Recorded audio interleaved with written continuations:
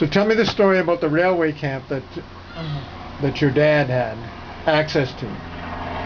When my father worked for the AER, the Algoma Eastern Railroad, which is a little railroad that I know it ran between Sudbury and Little Current. That's the only time we were on it anyway. And at Birch Island, they had set up a camp on a siding, which consisted of a boxcar and a caboose. And we stayed there every summer for, well, I'm sure I was 7 or 8. Anyway, where was I? That's all there is. Yeah, but then what link did that have to FDR? It had nothing to do with FDR. When Daddy worked for the CPR many years later, it was during the Second World War. And he came home one noon hour, he was all excited. And he said, "Guess who was on the platform this morning?" He said, "I have no idea." FDR.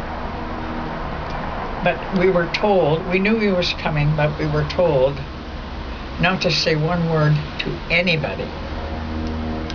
I guess they were afraid of espionage or sabotage or something. Anyway, FDR or someone had written to the CPR to say that they had a camp up in Birch Island and was isolated. It was very quiet. And would they consider having Mr. Roosevelt go for a couple of weeks for some good rest that he needed? And of course the CPR said yes. So they knew he was coming, but they were told, "You are not to say a word, not to your wife, not to your children, not to anybody." So they didn't.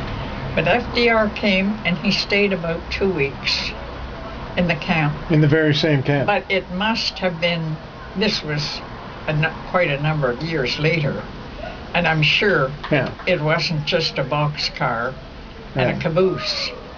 So what's the connection with my other grandfather, Ernie Smith, with FDR was? Oh, I don't know what year it was. It was either in the late 20s or early 30s, maybe. I'm not certain. Anyway, Henry Ford. What is a Lincoln car? Is that a Ford? Yeah. Yeah. Well,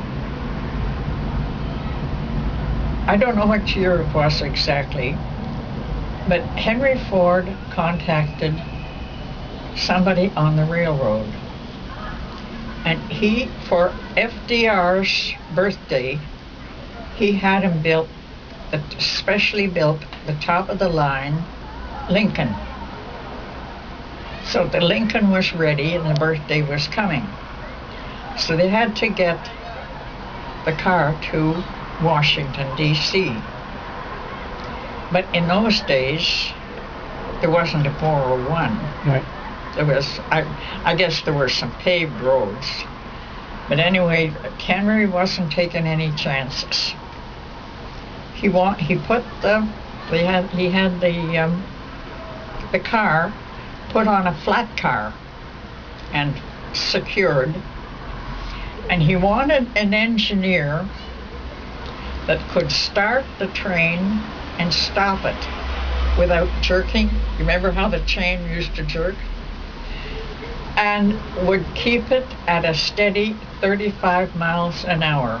Not over, not under, 35.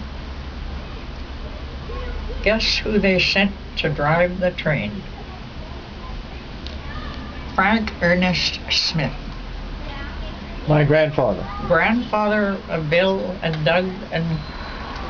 So that's a connection on both sides of my family, somewhat tentative connection to Franklin Delano Roosevelt. Well, Grandpa just drove the train. He did nothing to do with anybody. But it's the connection. He just drove the train. But he must have been a mighty good engineer. I guess.